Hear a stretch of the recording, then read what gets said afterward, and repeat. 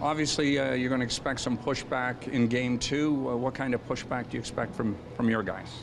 Well, we expect us to be a lot better. Now you have a better sense of what it's going to be like to compete in this series. As much you can prepare as much as you want and all those kind of things, but when you go from playing against one team to the next, although we found and thought there would be similarities, it's a tougher game, and we have to adjust to it. So the fact that we got the win is great. We feel good about that, and now we have an opportunity to take our game to another level, which is going to be required.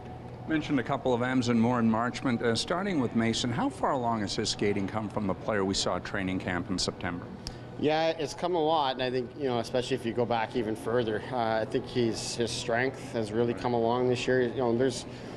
There's a ways to go there for him still, definitely, but yeah, it's come a long way. His confidence has come a long way. I think he knows what's required of him in terms of his position and those types of things, and that gets him more ice time and more trust and responsibility, and he's done well with it. He was the one bright spot for sure yesterday for us. How's Borgman, and what are the chances of Neilson coming in, and could you assess Neilson's season so far? Borgman, I don't have any type of diagnosis or anything like that, but he's not going to be in tomorrow. So Neilson will be in. He'll get in for us. And in terms of assessing the season, we've been happy with some of the progress that he's made, in particular defensively away from the puck. That was an area that there was a lot of room for growth there coming out of last season. And we've been happy with how he's adjusted some things. His body positioning and things like that have gotten a lot better. He's a guy that's continually having to work to be relied upon consistently and shift to shift, doing well, whether it's moving the pucks or maintaining good defensive posture, all those types of things. So it's a work in progress, but we have seen progress with him that we've been happy with, despite the fact that maybe he has played a little bit less this year than last year, in the playoffs here, and his numbers perhaps are not quite as good as they were last year.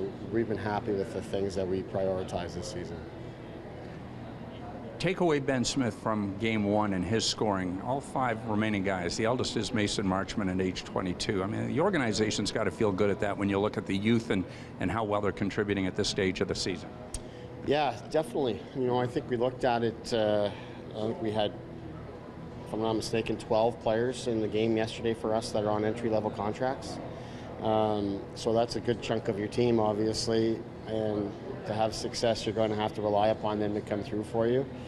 And lots of those guys have been getting good opportunities to contribute, be it at even strength or power play. But yeah, when you look at how many young people have left here and are up playing with the Maple Leafs, and then to have another crop of guys come in and coupled with the veteran guys that we have keep us competitive, it's a real good sign that there's a lot of stuff happening at all levels of the organization. Just all your big boys for the starting lineup yesterday. It seemed a little bit of a message there, Greeting and Gauthier. Not to do specifically with the size or physicality or anything, but more just that line to me was our best line in the first series against Utica. They're very, very reliable for us, and we'd like that matchup to start the game. So that's become a very good, trustworthy line for us because of how they play. And then the size portion of it for me is not so much physicality for those guys, but when they get the puck, they hold on to it. It's hard to get them off the puck. They get through the neutral zone because they can all skate. So it's a good trio for us. They're big special teams guys too.